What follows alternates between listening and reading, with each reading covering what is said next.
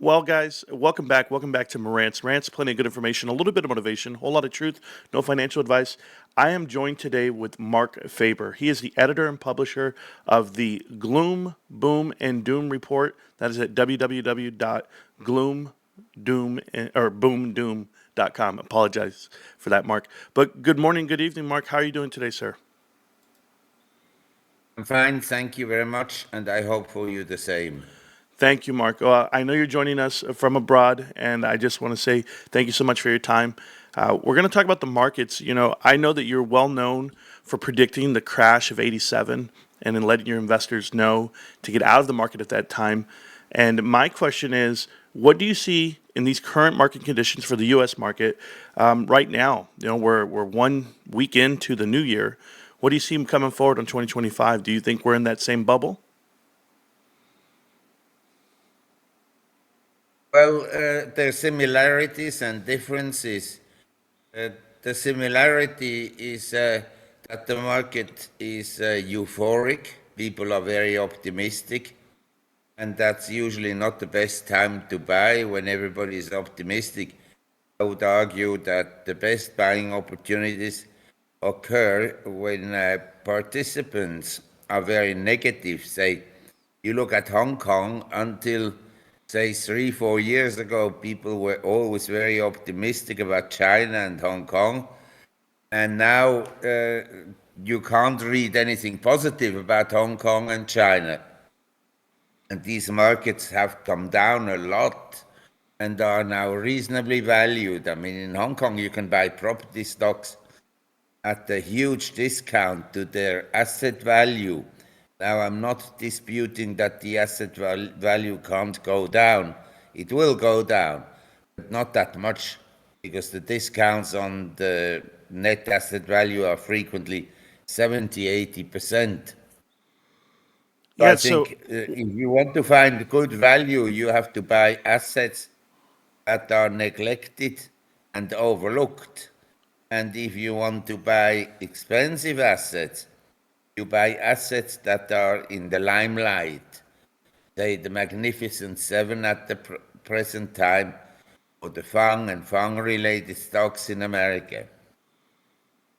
right. Well, here's my thing. I tend to think the Magnificent Seven is overvalued at this time. And when everything gets reset, let's just say we had a correction on the market, is it safe to assume everything comes down, but debt doesn't come down. People can't make debt disappear. So I think it's only more, it costs more to do this business. So I'm curious as what market conditions do you see for 2025, 2026 that would say, you know what, we're in this bubble? What do you see? Well, I think that the markets are forming a long-term top. The first top area was in 2021.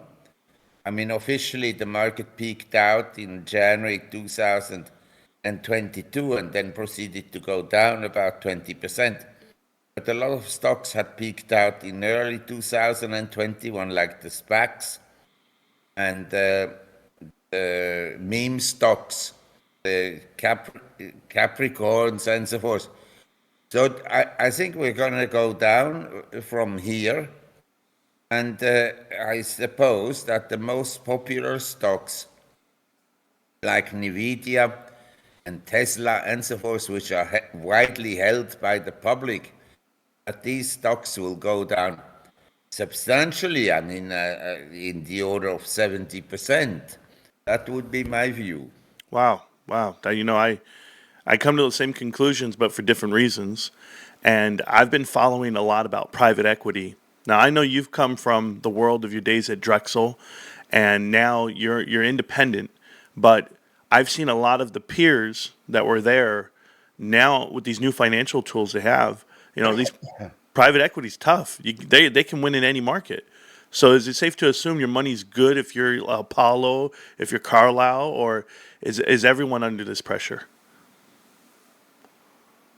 Well, this is a very good question. What is safe in an inflated uh, asset bubble? In other words, we are today in an inflation that wasn't very pronounced uh, in consumer prices over the last 40 years, say 1980 to today. But we had very powerful asset inflation. So assets are very expensive, whether that is residential real estate or paintings or collectibles like Ferrari cars and so forth, and fine wines and whiskeys and so forth. And stocks in general are high. And I think all that will be deflated massively in a asset deflationary period. Now, exactly when that will occur, I'm not sure. But I think that monetary policies are now relatively in a difficult position because if they print money, then consumer price inflation will accelerate. And if consumer price inflation accelerates, then interest rates will go up.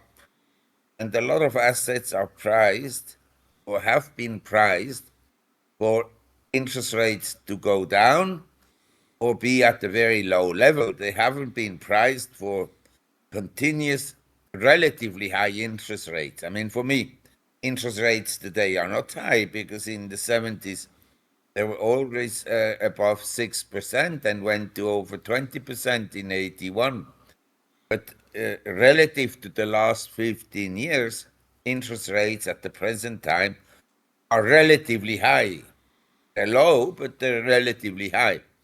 So I think the system is going to be very vulnerable. And I'm questioning what is safe because in an asset deflationary period, everything comes down. But obviously, some things come down less than others. Well, wouldn't that create wealth inequality?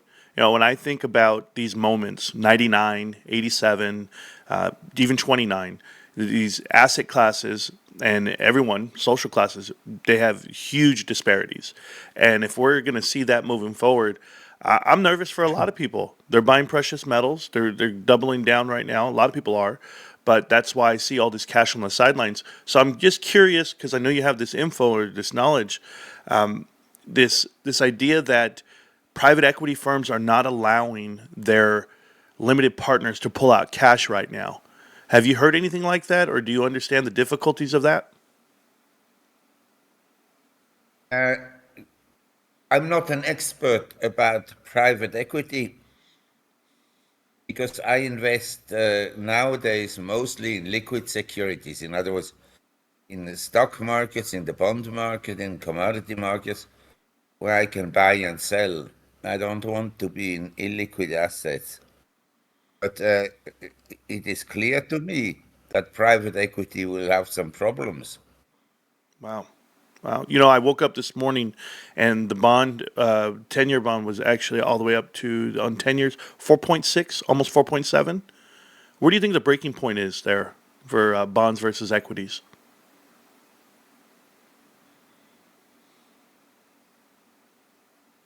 I think this is a very difficult question to respond to because interest rates on bonds could be 10%, and if inflation is 14% or 15%, then interest rates are still negative in real terms. In other words, interest rates would be at 10%, inflation at 15%.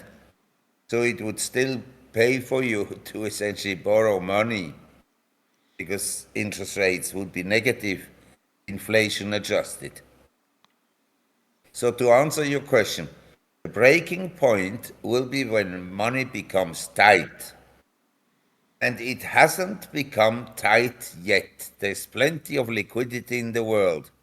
And that's why you see these speculative excesses like massive moves in cryptocurrencies or massive moves in one day in some speculative stocks in the US. Wow. Wow, that's a good way of looking at it. I never thought about it like an infinite, you know, the interest versus the actual bond rate. I always think, well, this is a fixed interest rate for the next quarter until the Fed figures out what they want to do. But I'm looking at it a different way. I look at like things like cryptocurrency, and I tend to think they're the hedge to the market. Like if institutions are using it as collateral to balance their book, you ever think maybe they could fall out, and if everything does fall out, and that's the first thing to fall? Yes, you have your view, I have my view, so I don't see any problem. Yeah.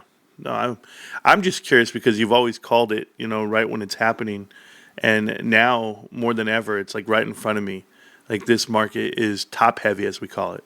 Where there's like 10 companies that make up 40% of all earnings, and the P ratio for the S&P is the highest it's been since 1999. Things just look more expensive than ever. So that's why I was Correct. really The focusing on valuations you. are at a very high level, and the technical picture is not particularly good, nor is the global economic outlook particularly good, nor is the inflationary outlook particularly good. So, and yet the public is more bullish than ever before in the last few years. You understand? We're very, very biased towards the long equities, and that I question that the market can continue to go up at this level.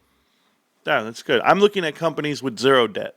I try to focus on companies that aren't going to be I guess, in despair if something were to fall out. So at least they have cash on hand, they don't have debt, and they have a plan. That's what I'm looking for.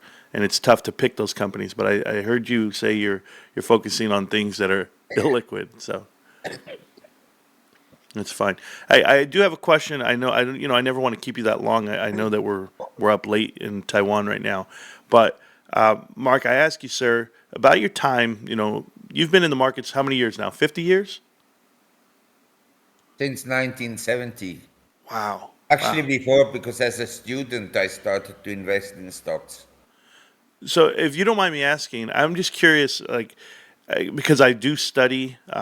I study like KKR. I study Drexel. I study Apollo. I study a lot of different financial institutions that have survived and or didn't survive, and how they all went down or how it all fell apart. If I'm not mistaken, you're on the international desk at Drexel when you were there. I was in the international department, but I had business to do with high yield bonds also and commodities because I was running the Hong Kong and Singapore office Wow. of Drexel. Yeah. So I Actually, read. I set it up. I set up Yeah. the business there. Wow, so you're familiar with the whole I don't want to use the term junk bond, but there's some high yield bonds out there, and it was used as Yes, high yield bonds. it was used as a tool, and I know that you're there, but like somebody like Mike Milken, like when they were saying all these things about the '80s, because I study the '80s a lot, and Ivan Posey in the deal, so Ivan Boesky, I'm so sorry, but the idea that a junk bond is like a loan shark or a high yield bond. Do you? What's your view on that? I'm just curious. Look, companies, they have bonds that they issue. And if the industry falls on hard times, like the high yield bond market existed before, but in the 70s, real estate companies uh, became very depressed, and real estate investment trusts, which had started to exist in the late 60s, early 70s. And so the bonds on these depressed stocks also went down in value, and they were kind of perceived to be very risky. And as a result, uh, these bonds were trading at huge discount to par value. And Mike, he started to make markets in discounted bonds, and he did it very successfully. But it's not something new. In the 19th century, all railroads in America were in receivership or went bankrupt. And so these railroads in America, and by the way, also canal companies, including the Erie Canal, also went bust. Wow. All these companies had bonds outstanding that were trading at large discounts. And the smart operators bought up these bonds because they had a high yield. So the high yield market is a natural phenomenon within a marketplace. Wow. I But know what that. then happened with, Yeah, no, go ahead. I'm sorry. excuse me? No, go ahead, sir. So what happened in the late 70s and 80s, Mike and some competitors began to issue bonds for, say, relatively questionable companies. These companies didn't have a rating because the rating system in America is a very bizarre affair. But some of these companies were actually promising companies, like telecom companies and so forth. And Mikey financed many industries by doing that. And then casino companies began to issue these bonds. And so the universe of junk bonds, or what you would call high yield bonds or lower quality bonds, triple Bs, expanded dramatically. And as is the case in an investment mania, uh, the quality of uh, the object of speculation over time deteriorates. In other words, like the SPAC stocks in America until 2021, many companies issued shares that shouldn't have gone public in the first place. And so by the late 80s, there was a crisis in the junk bond market or the high yield market. And Drexel Burnham had some liquidity issues and went bust. Wow. Wow. That's why I like talking to you guys who've been around for centuries. No, and I don't mean that in a bad way.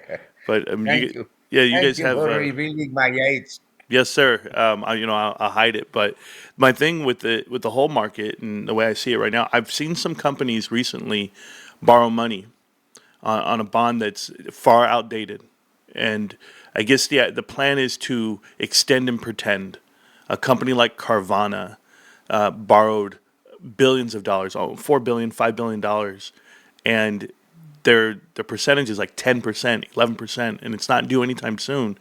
So is this a customary during like these high yield times? Because even the fixed Fed rate, I know you said it's not high compared to decades ago, but I think we're just accustomed to the 0% and go to the markets and everything's up and to the right and it's all free. Do you think we're going to be in this window that 5% is the norm, 10% is the norm, and we just have to get used to doing business this way? Well, there is a short term view and long term view. I think the economy is in a recession if it were properly measured.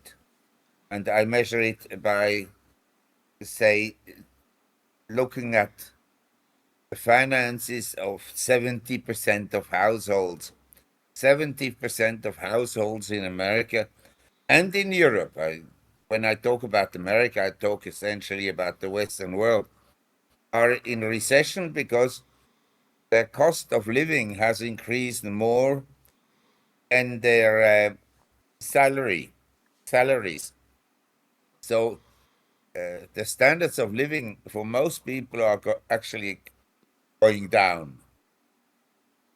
Now, they're not going down for wealthy people, including myself, who are asset holders, because say last year asset prices still went up quite a lot, especially say if you own bitcoins or gold, then you made a lot of money. And that creates the wealth inequality, not the collapse. The collapse of assets usually rectifies some of the wealth inequality.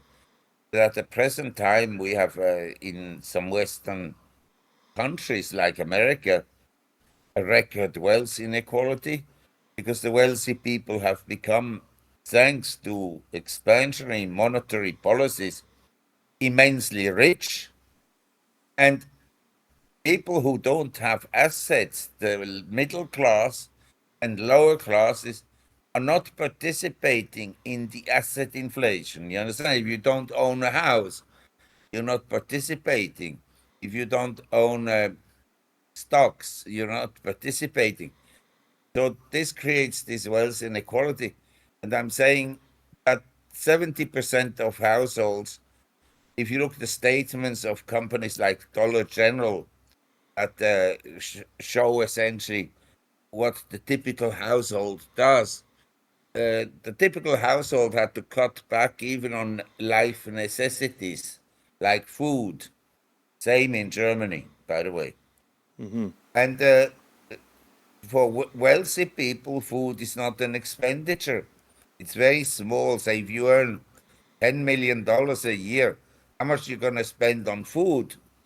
Yeah. You may spend a lot on drugs, and so forth, but not on food. The wealthy people actually eat less because they want to stay slim. I like all of this. Well, there's a reason why I gained 40 pounds this year. No, I tell you, to hear it, Mark, from your point of view, gives me an idea that you know it's only going to get worse before it gets to the bottom. I see them pumping. Much worse. Yes, sir. Much worse. I see them pumping markets. I've seen them all. And we talked about China moving in when we first started here. And I'm not too informed on China, but I do know that they had the housing crisis via the Archegos debacle of 2021 to now.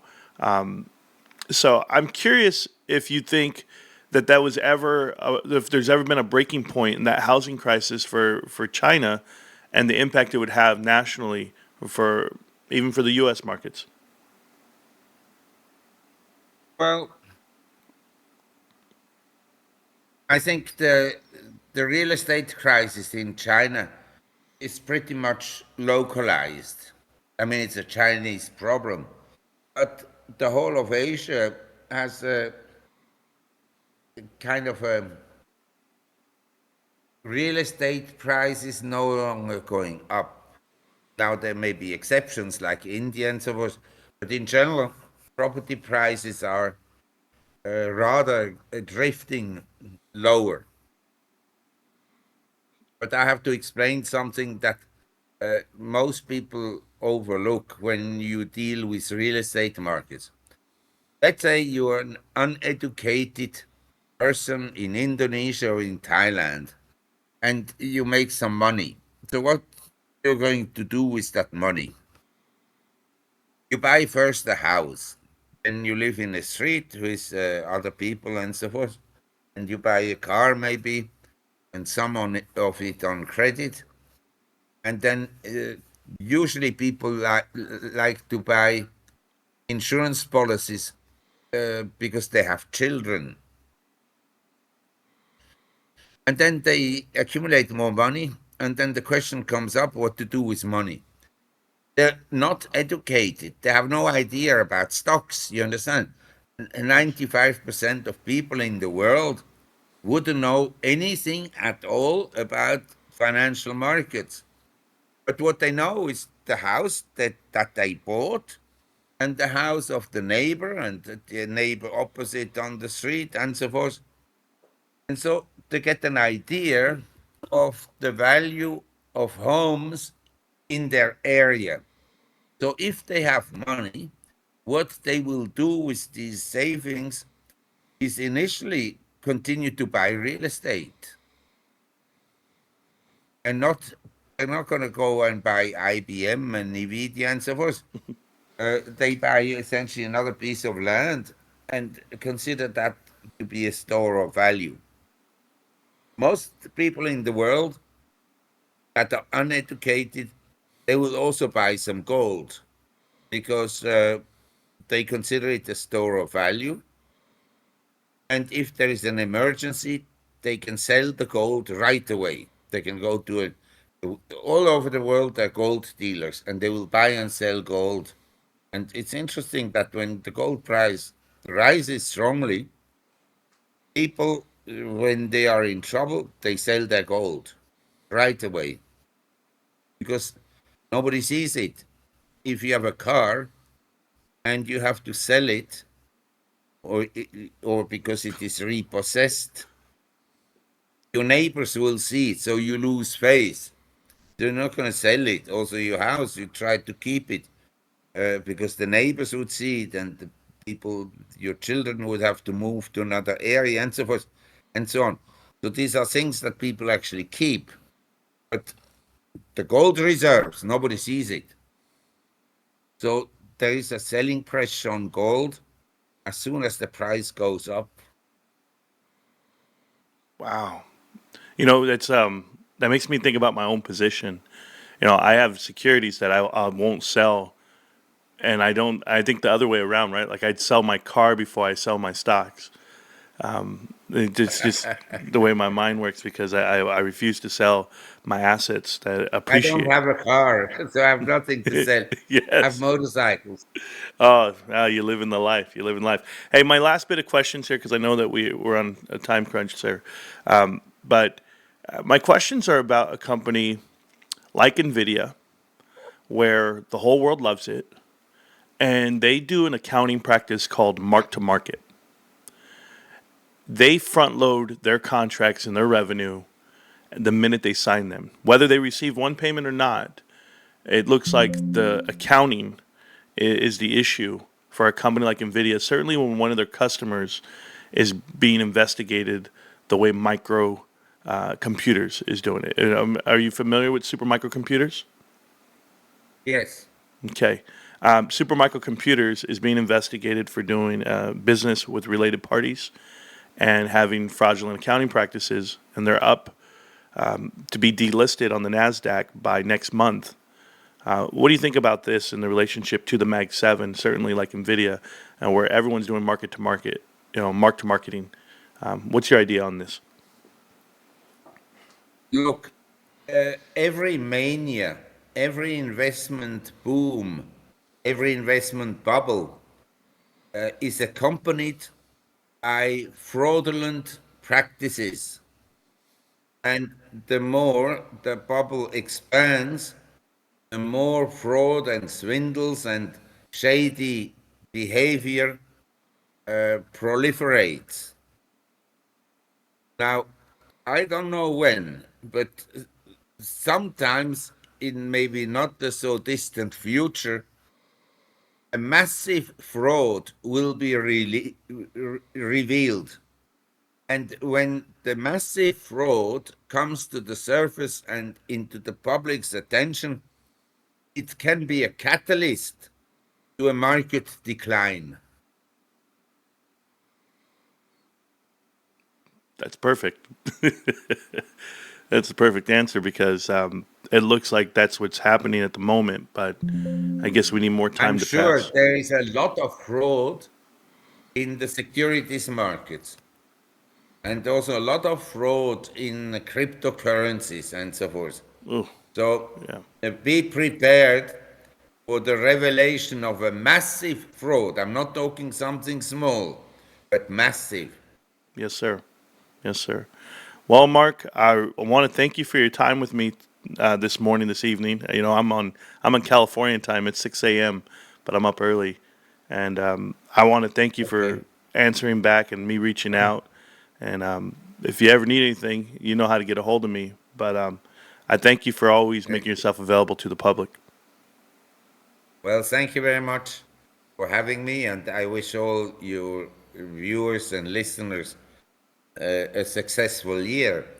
I think there will be a lot of volatility and unexpected events, and I would not bet that asset prices always go up because one asset class has clearly collapsed, and that is commercial properties. And until about 5 years ago, people of wealth, they all owned some office building somewhere and so forth. because the rents were relatively attractive and commercial properties gave the owners less headache than residential buildings. But now they all collapse in value. Wow. Wow. Well, Even if you have low interest rates or money printing, not everything goes up during money printing. Some things go down. yeah, I got something for you, Mark, because I know I know the markets have like we have three ways to go, right? Like even for administration, we can print money, we can do tax cuts, or we can lower interest rates, or a combination of the two. So I think they're always just going to keep printing money because no one really wants to face the issue at hand. So I mean, when does this really stop? Well, I think in a democracy, the politicians that would advocate conservative fiscal and monetary policies, they're not going to go and get elected because they would have to advocate higher taxes or lower spending. And the public that votes, they like all economic policy measures that will lead to inflation, namely, they like subsidies, they like contribution of the government to their children, they like, tax rebates, they like everything that leads to a larger deficit. But they don't like measures that reduce the deficit, which would be essentially tax increases. But they would have to be massive with the current deficit or do massive spending cuts. Yeah.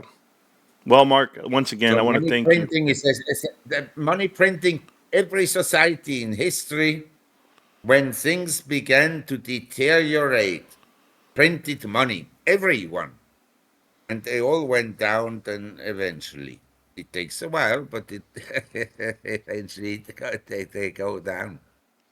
Well, to the title of your website, thegloomboomdoom.com. Mark, I really want to thank you for giving insight on the markets today, the conditions of the U.S. market specifically. And for me, I just keep buying what I buy. I buy GameStop. It is a meme stock to some people, but to me, fundamentally, it's a sound investment. And I'm going to see where I end up on that spectrum. So I just want to thank you so much for your time, sir. You're welcome. Goodbye. Thank you, sir. Good night. Bye bye.